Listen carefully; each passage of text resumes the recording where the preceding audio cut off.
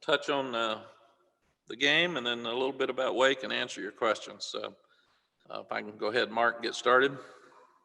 Yes, sir. Go ahead, please. Thank you. It's a super win, big win against your rival. There's a reason there's a bell. There's a reason that their name's in our fight song, and it's really, really important to our student body, to our administration and our fan base. I thought about CL, what you asked me the other day in the third quarter. The bell was kind of down more toward the exit for the Duke players than not. So I asked the strength staff with 3 minutes left to move it all the way to the other end of the field, so there would be no question, because David Cutcliffe is I've got great respect for he and Duke, and we had a conversation before the game. Let's don't let the bell put the young people in a position where it makes somebody uncomfortable after the game. And we've got to do a better job of that as adults. And I thought that happened Saturday. And David and I also talked about, because of COVID, we would wave like we did against Syracuse across the field and not go across the field and shake hands and such after the game. So I thought that all worked well. Offensively, we were balanced. We had a quick start. Sam was outstanding. His ability to run now has really, really helped us. He's making a lot of plays with his feet, not only scrambling for first downs, but also with the option. Someone asked after the game, why do we keep him in the game? Usually you like to keep your starters in the game through the third quarter. With him, he threw the interception at the end of the third quarter, and you never want to take your starting quarterback out of a game right after an interception and have him have such an outstanding performance and then not feel well leaving. When you keep him in there, you also say, don't run the ball, don't scramble, throw it away, protect yourself. Really proud of the guys that they were 5 for 5 in the red zone offensively, not counting the running out the clock at the end, 4 for 4 on fourth downs, which made a huge difference in the ability to keep the ball in the first half and score. It's by far the best performance of our entire offensive line. So the players of the game offensively were the entire offensive line. They played really, really well, and that's without Jordan Tucker again. He played very little during the game, and hopefully he'll be back where he can participate more this weekend. Defensively, we were much better against the run, forced 2 turnovers, had 2 fourth down stops, played well in the red zone, 5 sacks. The negatives were we still gave up a few explosive plays in the running game, and we've got to tackle better. We let them get off the goal line with a 3rd and 18. We can't do that. We had too many penalties again, and most of the penalties were aggressively roughing the passer or rushing the passer, and they call the 2 roughing the passers, which one, Tamon Fox, was on the ground and got up and hit the guy and couldn't see him and didn't hit him hard, but he did hit him. The other one, Ray Bahasic, was rushing and trying to get him around the waist, and they said he went a little bit low as he was tackling the quarterback for a sack. And now there's not much area that you can hit a quarterback. You know, you got to hit him in here, and that's about it. You can't hit him in the face, and you can't hit him below the waist. So that makes it difficult when you're trying to get there. And then the 2 hands to the face penalties, those are things that we're sending into the league office, just have them look at it too. So, but those were the biggest penalties that we can have. And I really applaud our coaches for Stacy Searles losing Azudu early in the year and making it work. He's really lost Jordan Tucker for the last 2 weeks. He's made it work. You start looking at wide receivers. Bo Corrales hadn't played in a long time, and Lonnie Galloway has done an outstanding job of getting Chaffrey Brown and Emory Simmons ready to play. So you just step up. It is next man up. And then what happened to our secondary? None of the starters for the Syracuse game played on Saturday, but Patrice Renee and Day Hollins played really well. So Dre did a really good job of getting those guys ready to play. And then you have to move Trey Morrison from nickel to safety. And then you put Jaquarius Conley in it at nickel. So Jay Bateman, all those guys are doing a really good job of doing what we talked about earlier in the year, and that's cross-training and making sure we don't gripe about who's not out there. We just go play. And hopefully Don Chapman will be back this week as well. Player of the game on defense, Jeremiah Gimmel. Chaz Surratt played really well. Chris Collins had 2 sacks. A lot of great players with performance this weekend, but Gimmel was the outstanding player chosen by the defensive coaches. Special teams, Jonathan Kim kicked it out 9 straight times. Grayson Atkins made 100% of his extra points. We played everybody on the trip except Noah Ruggles, and that's my fault. He should have gotten in for some of those extra points at the end. You never know when you're going to score again. So we meant to put him in, but we didn't. So that was a mistake on our part. And Ben Kiernan, they'd had 3 block punts in the last few weeks, so he did a really good job of getting the ball off. We still need to get more out of our punt returns. We're still not getting much out of that, and we should be with the returner that we have in Daz Newsome. The special teams player of the week is on all 4 special teams, and he does a great job every week, and that's Josh Henderson. Much better second quarter. Maybe it's because we played more of the young guys on defense. We weren't as tired, but it's hard to tell because the score was out of hand early, and you're really not sure. And our coaches have to have the confidence to put those guys in, even if the game's closer. We planned on it, but it's easy to say now that it's easier to put them in when you're up 28-0. So we'll see this week. We beat Virginia Tech. We lose to Florida State. We beat NC State, play really well. We lose to Virginia. We beat Duke. Now it's time for us to grow up and mature and make sure that we grow from a win and improve from a win instead of have a setback. Last year, Wake, we were 2-0 when we went to Wake. We had a lot of confidence. They jumped out on us 21-0. They were more physical than we were.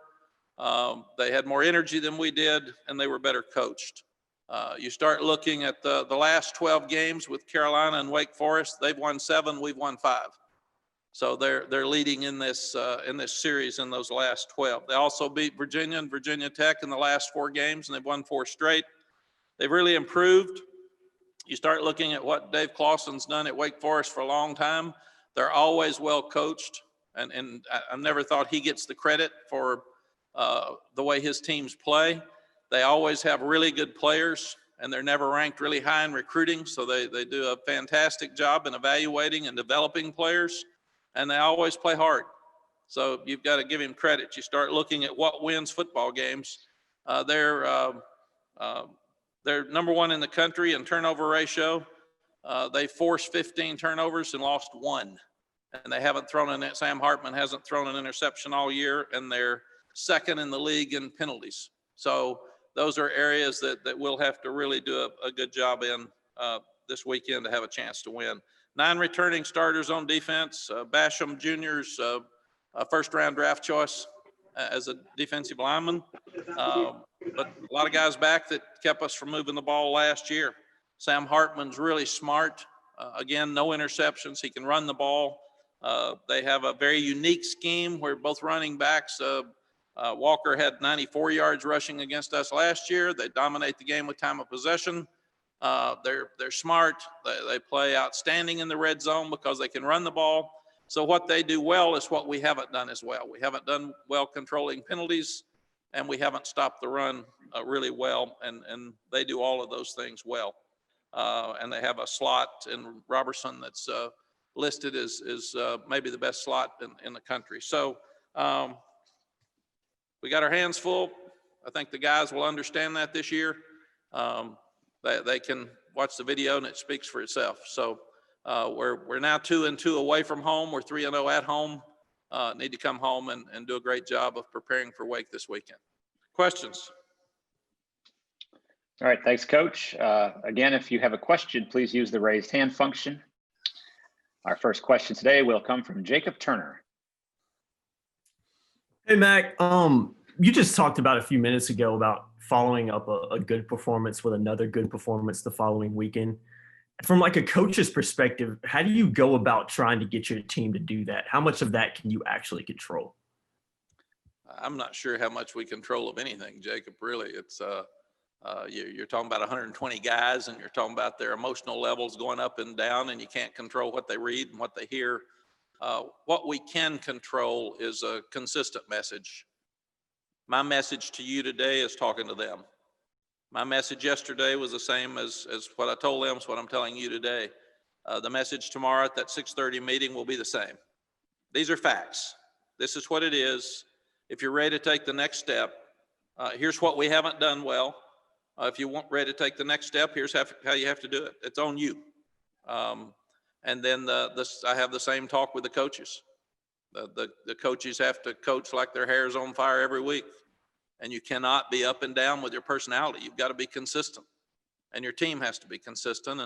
And our goal here is to have a team that plays exactly the same every week. And then I'm sitting there looking at maybe the best player ever at quarterback in Tom Brady last night. He's really struggling. I'm thinking, what happens in sports? It's just here, it's here, it's here. These aren't video games. They're human beings and they're people. So what we've got to do is work really, really hard to just prepare the best we can to beat Wake Forest and not worry about anything else. And really and truly, it's not about the other team. And everybody says that. It's we look at their tendencies. We know what they do. It's about us. And we've got to play well. And if we come in here next Monday and we've done the things that we needed to do to win, we can check those little boxes, we win. If not, we lose. It's interesting that you win 56-24 and you have 7 plays that are awful and nobody even notices them. You lose 44-41, everybody's bitching about those 7. It's just, that's the way life is. So what we've got to do is go back and be really hard on the guys and correct those 7 to 10 mistakes that we made this Saturday, understanding that's what loses games if it's a closer game. Thanks, Mack. Thank you. All right, next question will come from Dina King. Hey, Coach, in your career, you've been around some outstanding running backs from the Johnsons, Natron Means, and even at Texas with Ricky Williams and Cedric Benson. I just want to know, give your comparison with Javonte with those guys. Javonte is more like Natron Means that we had here because he's got the low body lean and the powerful thighs. Cedric Benson was that way. They run so low to the ground, and Ricky Williams was that way. Ricky Williams was probably 230 at one time in his career, maybe the highest. He played at 220 a lot. I think Javonte's around 220. Cedric Benson was that 217 to 220, and they're so physical, but they can catch and they can run in space, and they punish defensive backs downfield when they get a chance to go. And the other thing about great backs, Dan, is they get better as the game goes on. Those 4 and 5 yard, 3 and 4 yard runs in the first quarter become 10-yard runs in the fourth quarter. And that's what he does so well. He never gets tired. He doesn't seem to hurt after hits. We're just so fortunate to have he and Michael. They give you a chance to go for fourth downs because people have to stack the box to stop them. And then you've got outstanding people outside, or now Phil and the offensive staff is doing such a fantastic job throwing them the ball. And Javonte's tough. He and Michael, you get them in space, and it's hard to tackle them one-on-one. Thank you. Thank you. Our next question comes from JB Ricks. Good morning, Coach. Thank you so much for taking out the time. I wanted to ask you if your players understand what's ahead of them right now and what they can accomplish, if they can put some consistency together here, basically during the most important month of the season. The opponent, I know you don't want to look ahead past Wake Forest, but obviously if you guys can back up what you did this past weekend and then follow that up with the games that remain, you guys will be in the ACC championship game. So do they realize what's at stake beginning right now? JB, it's kind of like Jacob's question. How do you know? I mean, there's so many of them. Individual meetings are really powerful. So I've asked our coaches to start talking to their leaders individually because it's better than if you're talking to groups because you don't know who hears what. And usually the ones that need to hear it are the ones that don't hear it. So get them in your office one-on-one if they're struggling, if they're not playing as well, if they're not trying as hard. Get them in your office one-on-one, but if they're also leaders and we need them to step up, which I saw more of that last week after Virginia, I saw more leadership coming forward, and the best teams are the teams that are led by their players. So players need to step up this week and make sure that we continue to grow. And we are who we are. We got to remember, half this team won 5 games in 2 years. And they've already won 5 games right now. So we're still going through a process of learning how to handle stuff. And what we've got to do is continue to talk to them about what you're asking me about, and they've got to learn it. And you don't want to convince them that they're not going to play well this week because we didn't play as well at Florida State, we didn't play as well at Virginia. You've got to talk to them about why and what we can do to get better this week.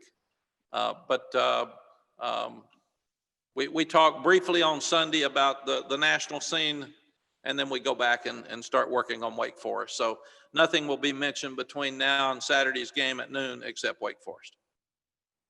All right, thank you, Coach. Thank you. Okay, let's go over to Jared Fialco. Mack, you beat NC State, you beat Duke. If you beat Wake Forest, you win that mythical state championship. Just curious, in a day and age where a lot of guys who are recruited to all of these schools are pretty much friendly amongst one another in recruiting, if there's still value in that state championship moniker amongst both players and coaches, how much value do you put on that? Jared, it's not the state championship as such. It's you want to beat the people that are closest to your school, because they're the ones that the alumni, the supporters, the students, all are buddies with their supporters and their students. And that's why it's called rivalries. And that's why we started the quote state championship before, because it was the teams in the state that you had to beat, because I've always felt like unless you can win at home in your own state, in your own area, then how can you start talking about winning nationally? You got to be the best team in your state before you can be the best team in the country. And that's where all this started. And when I got here the first time, we couldn't beat anybody. In fact, they first started saying, you got to beat State, you got to beat Duke, you got to beat Wake. And then after 2 years, they said, beat somebody. We don't care. It doesn't matter, you're awful. And they were right. So we had to start by trying to beat the in-state schools, because that was the most important thing at that time. And obviously that's not our year-end goal, but we can't get where we want to go unless we beat those 3 teams. And that's just fact. It is what it is, and they know it. They feel the same way. And it's really, really important that whether we like it or not, I've had friends tell me when we're at Texas, I can't go to the Dallas Country Club on Monday if you lose. I'm not going to show up because they make too much fun of me. So that's the way it is. And I get 200 texts on Saturday night that says, hey, what a great win. I can show my face tomorrow. So that's just what it is. I mean, and I get the one last week I said about bad loss. Well, yeah, thanks. I wasn't aware. Thanks for bringing me into the loop. So that's the life coaches live, and it's what it is. Thank you, Mack. Thank you, Jared. Okay, let's go over to Andrew Jones. Hey, Coach, you got a chance to play a lot of true freshmen the other day. And on the defensive side of the ball, 6 of them, I believe, got a decent number of snaps. Have you seen enough from those guys to have a pretty good handle on kind of where they are? And in particular, what do you like about what Miles Murphy and Desmond Evans have been doing? We're getting that feel. Like we said, Clyde Pender broke his hand, so it really set him back. Miles Murphy's still playing with a club on his hand. Hopefully he'll get the club off by Notre Dame because he broke his hand.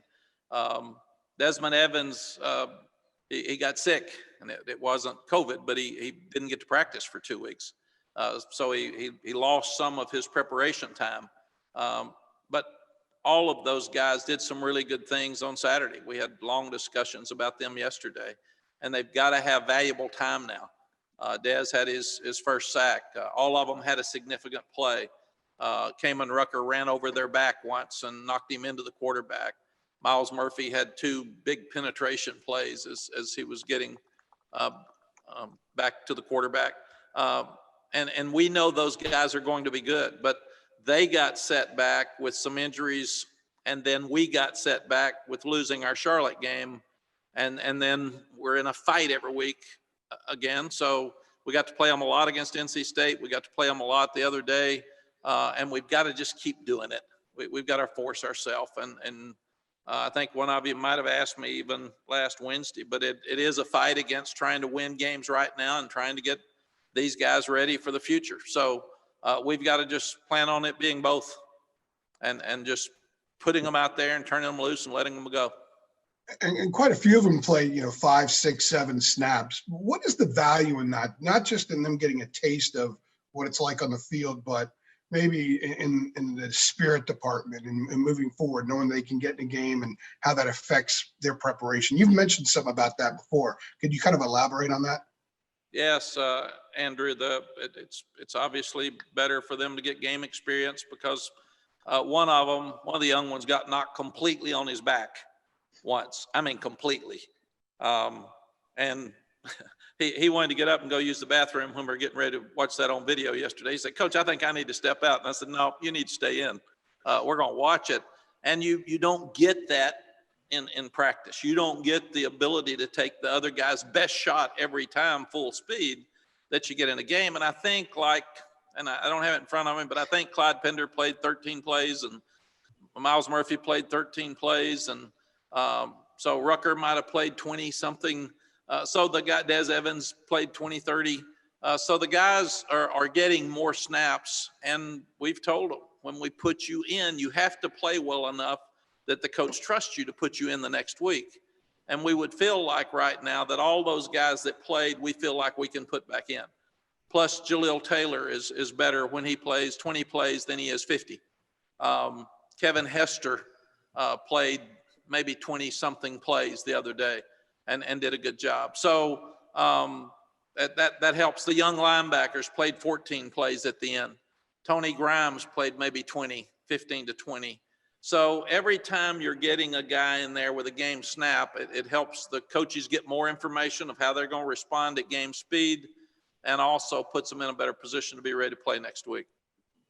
Thank you. Appreciate that. Thank you. Our next question comes from CL Brown. Hi, Mack. At what point for a player like Storm Duck, who's been injured along a lot of the season, at what point does it make more sense to just say he's not going to be able to come back? Or is there a point, and I say that not obviously not knowing the true nature of his injury, but especially in a year where he's going to get it back anyway, just from a health perspective, is there a point where you say it just makes more sense to let him get healthy and not worry about the football part? Yeah, CL, it's a good thought. And what we will do is turn it over completely to the medical staff and him and his family. If he feels like we've got a week off next week, so hopefully that will be a point, because not only does the medical staff have to approve them to come back, they got to have some practice. And Storm's not doing anything out on the field right now. Bo's working with the trainers, but he can't play, so he's not being able to catch the ball just for those two's sake. Kyler McMichael, we're hoping that he'll have a chance to get back. Don Chapman, we're hoping that he can get back. And those things are day to day. I saw, even when I was in the media, coaches say it's a game time decision. Everybody says, well, if you don't know by Wednesday or Thursday, how can it be a game time decision? And really, it's if he's at 90%, can he play, as compared to watching him run in pregame. And sometimes the doctors just have to go out there and say, no, he really improved on Friday. He was better. We had Leon Johnson. We're playing Duke. And he had a sprained ankle all week, and he did not practice. And I remember Fred Goldsmith before the game looked down there, and Leon was running, and he said, it looks good to me. And I think he gained 200 yards in the game. I didn't think he was going to play going into the game. So you just never know. And some kids handle pain better than others. But the answer to your question would be it's a medical decision, a Storm decision, and a family decision if he wants to come back and play. And I can promise you it's killing him that he's not playing. So if he gets a chance to play against Notre Dame, he'll do that.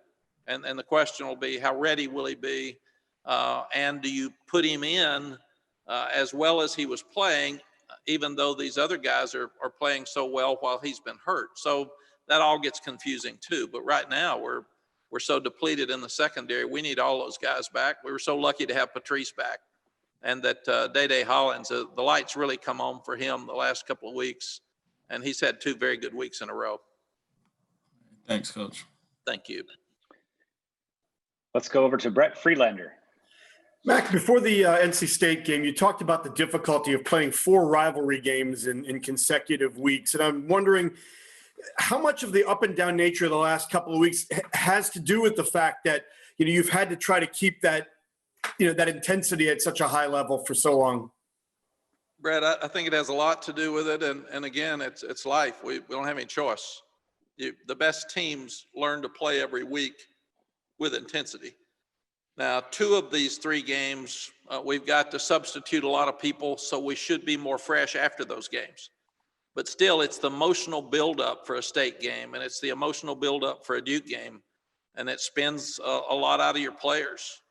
But we're trying to tell them in life's lessons, a lot of bankruptcies come right after you have your best year, and people get a little relaxed. Why do people not win championships year in and year out? Why do they win one year and the next year they're not quite as good? Well, it's partly because people all want to beat them and they circle them. But the other thing is that you don't do all the little things quite as well right after you're satisfied. And we can't be satisfied. We've got to coach them harder this week than we did last week and act like they lost the game, very honestly. Do you feel like the experience of bouncing back between the state game and Virginia will help you this week, knowing what to expect and maybe be able to be prepared a little bit more for the turnaround? Yes, the fact that we could talk about the state game to Florida State, the fact that we could talk about the Duke game now moving forward, because we've had Virginia Tech to Florida State, we've had NC State to Virginia, and now we've got Duke to Wake Forest. So there's a pattern here that we haven't stepped up as well after wins as we fought back after losses. So it's time for us to change that pattern and play better. Thank you very much, Matt. Good luck this week. Thank you. All right, our next question will come from Aaron Beard. Hey, Mack, as someone who coached in the old ACC of 9 teams and now what we're dealing with today, I'm curious, with Notre Dame being in and seeming to be in the driver's seat in terms of making the ACC championship game as the first one in, do you have, this year was going to be different. They had to join in with the pandemic. Do you have any feeling about the fact that Notre Dame, who never plays in a conference, is now leading the conference race and whether they should be a permanent league member? I think, Aaron, the 2020 is just different. There'll be books written about this crazy year, and everything about it's different. David and I were talking about before the game how lucky we all are to be playing. And then every time you turn on the news and see all the virus, it's out there again. And I saw some word of a possible vaccine this morning. Please, hopefully our country can get back on track here some if we get a vaccine. And I'm not sure what that means for all of us, but still, it's great progress. So to me, Notre Dame, we're lucky to have them associated with us this year. They are really good and good for them. And I think everybody that loves the ACC would like to see them join. That would be such a plus for us because it would raise the standard in our league like they have this year and make the rest of us fight to get to them and get to where Clemson is. And those two right now seem to be better than the rest of us. And that was a great game on Saturday night. But I think when you look at the league right now, Miami's rated. We've got some really good teams and some with young coaches. The 2 younger coaches at Boston College and Florida State, they're going to be really good in this league.